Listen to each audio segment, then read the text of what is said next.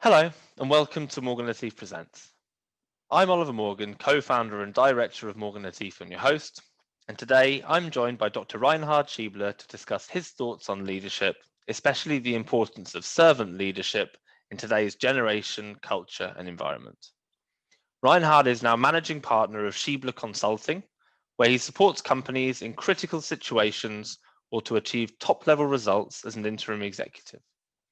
He was most recently interim COO of SGL Carbon in Germany, and previously held various leadership positions in companies including Philip Morris and Glatfelter. Throughout his career, he worked in various countries, including the USA, Russia, Switzerland, Philippines, Finland, Portugal, and Germany. He's also an expert in operational excellence and building powerful leadership teams. He has a passion for supporting senior executives as a personal coach. In our discussion, Reinhard is able to share some interesting examples on where leadership teams can fail, even if they have a solid foundation of continuous improvement. He illustrates his points with some great analogies. At the end, we have a really interesting discussion around servant leadership and what this really means and the importance of self-leadership. Enjoy.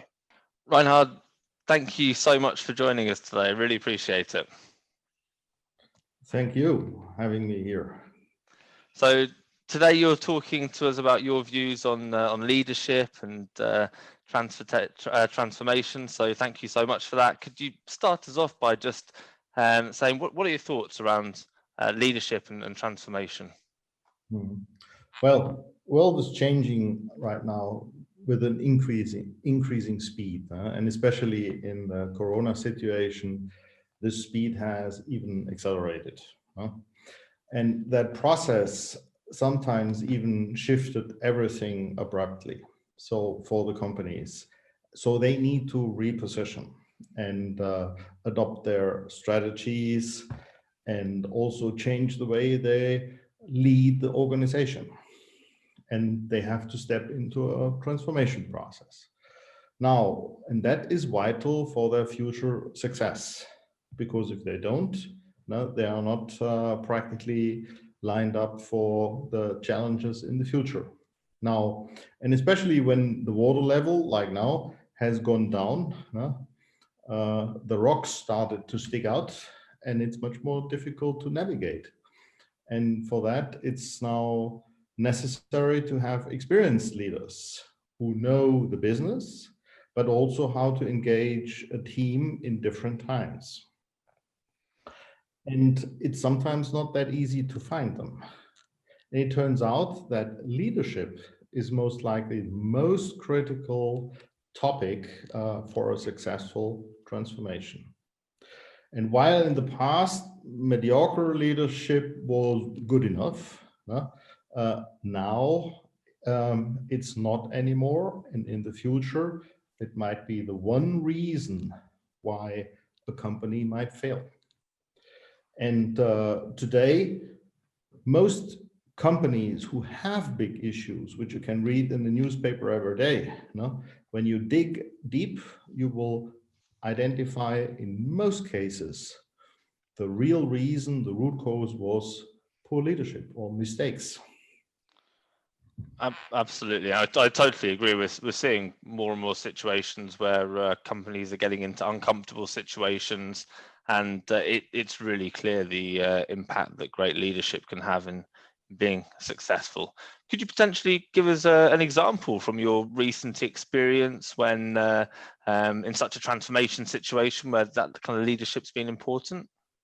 Yeah, I mean, recently I was engaged with a company. They had last year, let's say, created huge losses, which ended up that a business unit president was fired, even the CEO was fired. And it was rather difficult for them because if they continued like that, they would go bust. So everybody was a little bit terrified. So, and they even asked an interim manager, CEO, who also failed after 3 months. So when I came in, I looked very deeply what's going on. And what I found, and that was especially in one factory, which was practically seen as the the most critical issue in that company, that the process, the technology, all was okay. Processes were stable and in place, was also okay. Even lean methodology was implemented and widely used. And they had a young but unexperienced leadership team, but the density of well-educated people was extremely high. So all that would not suggest that they would create tens of millions of losses. So, but looking a little bit deeper, I realized rather quickly on the leadership side, they were rather poor. So they made some terrible mistakes, which practically created then the issues. So, and what I could see was practically they were doing a lot of things at the same time and not checking if that what they were doing was really paying out. So instead of prioritization, they just try to do everything as much as possible. So what they did, they practically spread themselves too thinly. But even worse, the top management, they also wanted to help, and their unsolicited help made it even worse, because they loaded another bunch of activities on top of them, not checking if the capacity is there, the resources are there. And at the end of the day, they had not enough time anymore to do the right things. So after having sorted that out, I mean, it was amazing how the people shifted. And it was amazing for them how quickly they came back on track. And this year, they will not have any losses anymore. So it seems that lack of prioritization and doing a lot of things poorly was a poor leadership mistake. Are there other aspects going on with, you mentioned that they were piling on more and more, but were there other elements you think in that situation that that drove to the failure? Yeah, of course. I mean, in the top management side, for example, there was great fear. They had seen already the CEO had been fired, the business unit president, and you can imagine everybody was thinking himself, "What is with me? What is with me?" No, so nobody wanted to make bold decisions, no? And practically blaming more others than taking the lead when it's really critical. Because I mean, when you're in charge of something, when it's storm, the captain needs to be on deck, but not practically delegating it to the last sailorman to run the ship. And just because he is anxious that he could make a mistake for which he would have to pay. And so this you find quite often, actually. And so that was also a part. And a part was also that, let's say, there was a very limited capacity to take critics, so on the top level. So that, which then also reduces the ability to learn, to understand, and also to reflect, which at the end of the day, practically decisions are not based on facts, but only on feelings. And feelings are all negative, mainly driven by fear. Yeah, it's I've heard it so many times where that fear culture and it creates an environment where I think you don't actually get anything done because people are afraid, and actually it's the complete opposite of what you want, isn't it? Right. Yeah. I mean, it's then practically that people just trying to survive. No? I mean, when you look to, especially in big companies, you find a lot of survivors, but not many drivers who still have the guts to take the risk to do the right things. It's obviously a very difficult situation to get out of that when you have the executive management adding a lot of pressure, adding additional projects. You have the management on site, managing lots of their own work, and that culture of fear. how do you get out of that situation? How do you fix it? I mean, I'm asked that quite often, actually. How do we get out of this devil circle sometimes? No? And it's, I mean, what the advice I can give to the people, you need to step out. No? You need to be a little bit elevated. You need to be a little bit detached to all the things and not allow everybody to draw you in even emotionally in every single conflict and every little problem, because then you are not able anymore to provide a solution. You are part of the problem yourself. No? And the more you practically do this, the more you have then not the sight anymore to see where are the practically the solutions. So a real leader definitely always practically needs to be a little bit more detached to everything. That's one thing. And the other thing is, when it comes to fear, sometimes people just forget about their values. No? Always stick to that, what you have learned, and to your values. And when you do that consequently, no, normally on the long term, that helps you a lot, because it gives you the red thread, even in difficult situation, which stabilizes you and the whole situation. Yeah, I can imagine. Absolutely. And so looking at that case in particular, then that aside, what would you say would be your key takeaway from that situation? I mean, especially in that situation, I realized even you can have implemented lean in full extent and still you can fail. Just so you would think all the recipe for success is already there, but there was one element missing, and that's a vital element, which is leadership. No? If leadership remains poor, no, you will not be successful, even if you apply the best tools and methods and processes. So when you want to transform companies, you always need to start with a leadership first.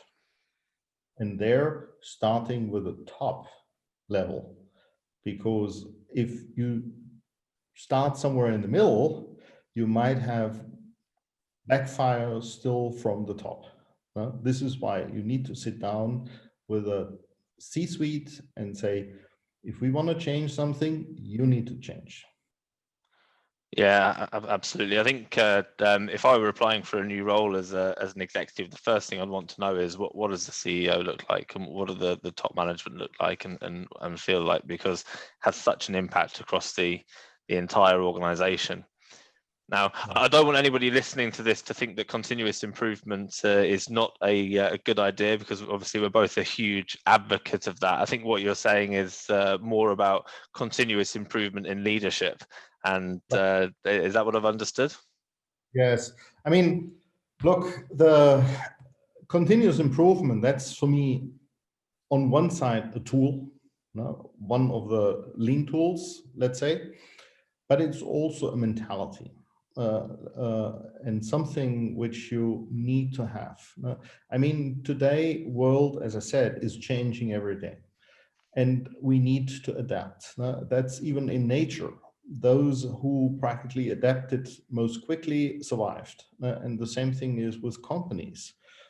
The business environment is changing so rapidly that we always need to adapt our business approach, products, services, but also the way how we lead, because the people are also changing, especially now lately, rapidly. So, and therefore we need to learn, and we need to become better every day. And the only thing is get up early in the morning and think, what do I improve today, including myself? And that drives then a lot. So continuous improvement is not only improving processes or something like that, it's also the way I'm leading. Yeah, absolutely. And you're completely right. We have a new generation of the workforce coming up, and they have different expectations around, let's say, accountability and communication and transparency and autonomy. And it's requiring a different type of leadership as well, for sure. Correct. No, I mean, today, in the past, people were practically, let's say, controlled by the thought they want to have a house, they want to have a car, they want to have this, they want to have that, and so on. Today, young generations, they are not so much anymore after possessing everything. No, one thing. The other thing is, I mean, in the past, we grew up like you need to make a career. No, this is why you study and why you're working hard and so on and making much money and all this. Today, it's not so important anymore. They don't need to make a career. They want to have some experience, a couple of years here, a couple of years there, which creates actually quite a pressure on big companies because they cannot fill their hyper pools anymore because the stability is not there anymore. No? So, and they need to deal with that. And when having such people, if you practically have a mediocre leadership style, they sense that they are smart. Mm. And it can easily happen. They just walk away. They say, I'm not after something like that. No? But on the other side, when you make it excited for them, when yet they feel valued, if there is some empathetic style which they can feel, no? All of a sudden, they don't work for the company anymore. They work for you. And then the relationship is much stronger and also can hold much longer. Yeah, I'm quite keen to talk about that servant leadership, Yeah. because I think it's a term that you're starting to hear it a lot more, and I think it is because of what we're talking around the look and feel of the workplace and the workforce and their expectations. But what does that mean to you? Like, for example, like how would you think in terms of servant leadership is the best way to lead a company? I mean, for me, it's not only a buzzword. I deeply believe in that servant leadership is the future, because I think it's, I would say, the most efficient way long-term to lead. So why is that? Because, as I mentioned already, the young generation especially, but more and more everybody, you cannot push them anymore with authority. They just walk away then, or just step aside. And fear is they don't accept anymore. They don't want this. And that's when also a lot of disasters are created. I mean, imagine what kind of fear culture can create. Think about this fear culture Volkswagen was suffering under, and what kind of disaster that ended for them when everything came out with the diesel scandal. And I mean, when a top executive creates something like that, he can damage a lot in the company. And we know that this is practically not sustainable anymore. So, and a lot of scandals actually come due to excessive leadership mistakes. So servant leadership is definitely something what I would promote. And I think there are two aspects in there. One thing is the different of the people I mentioned. But what you need is, when you put together your team, they should be a very diverse team. So this is where I'm strongly believe into. And for that, you need different skills, different knowledge, experience, but even behavior. And for the success, it's vital that they have all together, and this is a very important one, common values. I mean, there they need to agree on. And especially they need then to trust and to pay respect to each other. Means mutual respect is a fundamental thing which you need to implement in a company. And when doing that, they also have then the desire to learn from each other. And the team leader who has then some kind of servant leadership style, he orchestrates the whole thing like a conductor. But egoism or aggressive competition or something like that is definitely a way to destroy all that. And the thing is practically the optimal environment you need to build for the people. No? So that, and also the empowerment, so that they can do the day-to-day business themselves. The business flows then like a little creek, no, silently, so that the leader practically can concentrate completely on the strategy and the strategic questions, no, because the intervention always is some kind of creating friction or loss of how would you say that, loss of Momentum? effect, or momentum definitely also, but productivity, no? Because they are concentrating to make the boss happy rather than the customer, no? And I have an example for that. I mean, I'm a passionate sailor, no? So when you sail and you want to sail fast, a long distance, of course you need to know which course you want to take, no? And let's say that's the strategy of the company. And then you start setting your sails for that course. And if you trim the sails properly, the whole boat is trimmed and balanced, and you don't need to do anything on the steering wheel. It stabilizes by itself. Even with, let's say, medium-sized waves, the boat stabilizes. And I would say, and this is how the processes. So the sales are the processes of company. If you set the processes of the company right, the captain or the helmsman doesn't need to interfere much, only very little. On the other side, if you don't have the right processes, or if you have somebody who thinks it's great to interfere all the time, he practically creates a lot of friction in the water, because the rudder in the water is creating this friction, and which slows down the boat substantially, actually. And also you sail a little bit a longer path as well. So you lose definitely momentum. No? And I mean, having this in mind, no, you always should think about, what do I need to do to make the whole thing in itself stable? I love that analogy. I think it's I'm quite a visual person, and I love the that concept. And what I must point out as well, I love especially your first comment around building a diverse team. We always say that we help our customers build diverse winning leadership teams, and I think too many people focus on hiring people that are similar to them, or that they know have the right industry background. And I completely agree with what you've said. Actually, different perspectives, different mindsets and experience, as long as there's that thread, like you mentioned, of the values, I think that's a great point to add there as well. And thread is one thing, the values, but also I would say the mutual respect, that everybody has a right to have an opinion, even is the opposite to what I think.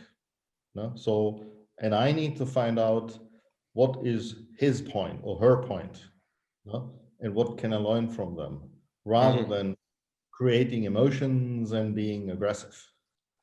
Yeah, it's so funny. So many people still think that having people with a difference of opinion is a bad thing. And I think as long as you're able to communicate that constructively, actually, as a leader, I want people to challenge me. You want people to bring in different perspectives constructively, and that should be encouraged. And that's how you improve. I strongly agree with that. We are coming back to practically continuous improvement. People who always tell me what they think I want to hear, are for me rather dangerous people, because Mm. they would applaud when I'm getting stabbed. No? But if somebody who is practically challenging me, he makes me think, or she makes me think. And I need to think, am I really right? Is there something I have forgotten? Where is her or his point? No? So how can we combine all this? No? And this is the way of they keep you on your toes, and they make you practically trying to improve every single second. And so it's much more helpful if people do not always have the same view or opinion. It's even important for great things. But it works only when you respect each other. No? If not, then practically, but a dispute is the end of continuous improvement. Yeah, you absolutely want to avoid conflict, and bringing this back to a this leadership topic that we were focusing on. What can you conclude from all of this? What you were just talking about. Yeah. I mean, for the leader, it's important to develop an optimal working environment for his team. And coming back to this servant leadership team, when I'm talking about working environment, I mean not only the processes but also the culture. And the team themselves, the people, they need to concentrate on the daily business, and the leader more on the strategy and developing the business than the company, of course. But it does not mean that he is disconnected. Not at all. He is very deep in everything, but he is leading through questions and not through orders. And I think the task of the leader is to serve the team, to create this environment, rather than that the team serves the leader, because in that case, he would be the bottleneck. And then it's an inefficiency. I think this is, you also need to, sometimes people think servant leadership, people are soft or even weak. No, it's just the other way around. It needs quite some strength, and it needs the strength to accept criticism, for example. But you need to be very clear in your mind. You need to know exactly what you want and how you want it. And at the end, there is a lot of commitment and engagement needed, and also transparency, so that everybody is clear what's expected. Yeah, and it's not to be confused with just delegating everything and then being in your ivory tower, which is another common mistake. Right, correct. It does sound simple though, servant leadership, and we're talking about it like it's quite an easy style to take on. Why are so many companies not succeeding, or so many leaders now following this approach? I mean, there are many people who can drive a car, but there are not that many people who can win a Formula One race. Because for the Formula One race to win, you need not only a talented driver, but a whole team behind. And that team needs to be built and led. And what I have seen, there are not that many leaders who ever have learned properly how to lead. Look, in the school, you don't learn that. In the university, you don't learn that. So where do you learn that? By heart, so that you really understand, first mechanically, what are the instruments I can use, and secondly, also emotionally, which is at least 50%, that I can catch the interest and the heart of the people. no?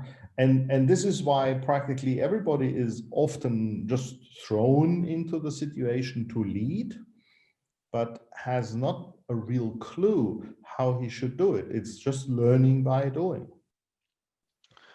I think there are some elements to that though. So, for example, having a mentor or a coach or somebody that has demonstrated that leadership style in the past, I think that has a huge impact on your own leadership style.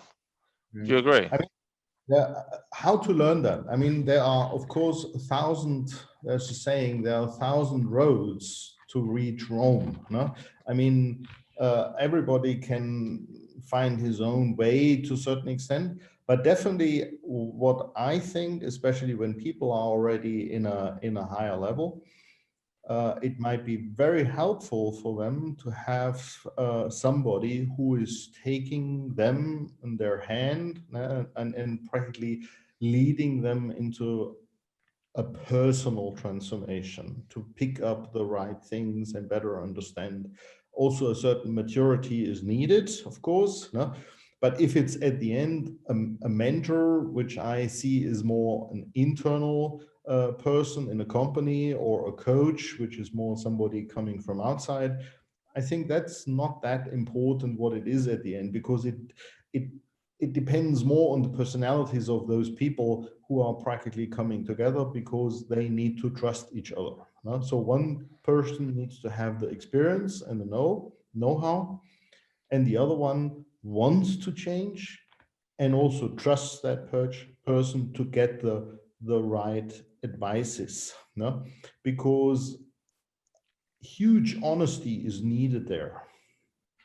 Because if you do not point to the real issues, you will never ever change. So, and I've seen a lot of, let's say, leadership trainings, or even also approaches from coaches, what I think are rather superficial and do not lead to the real success.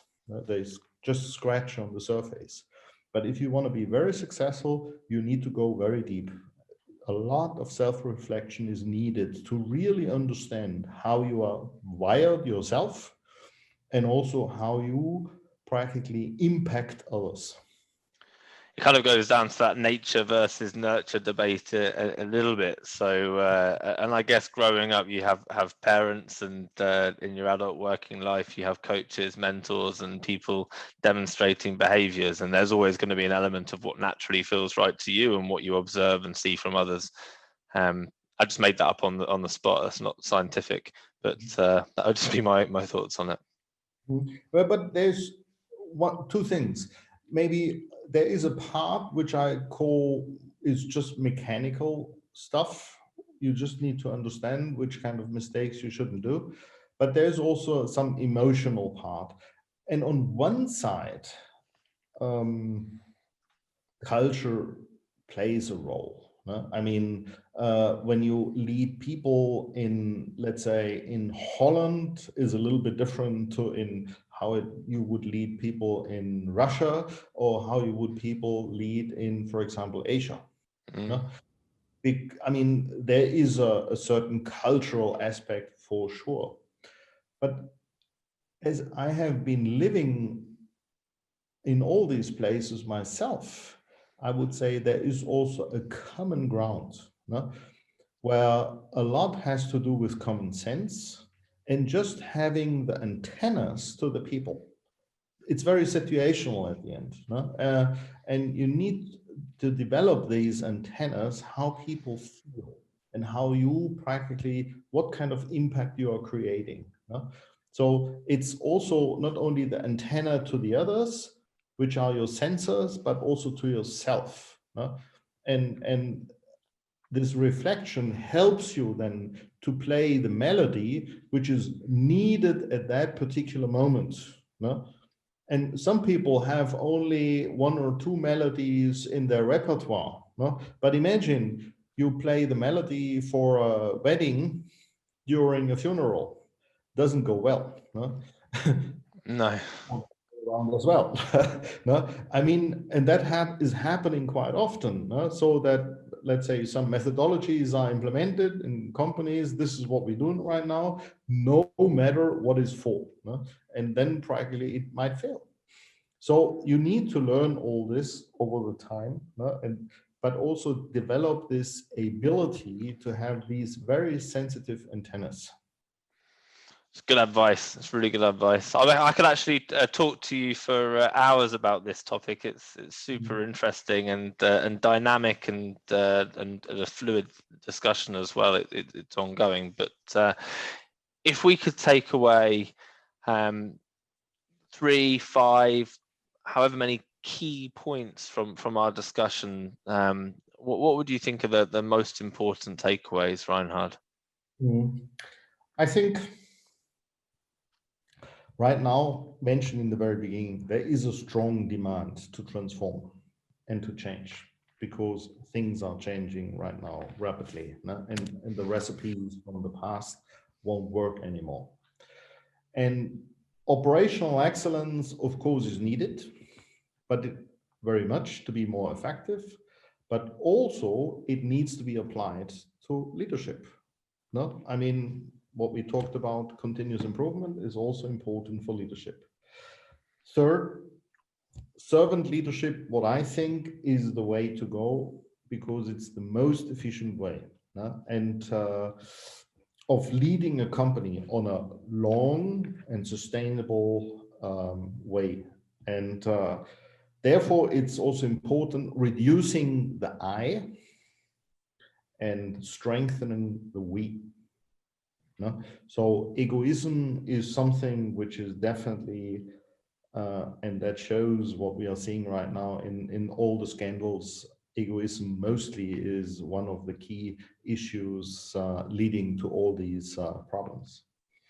Fourth, a culture of trust and mutual respect is really needed, and that needs to be paired with an unbeatable desire to learn and improve every single day.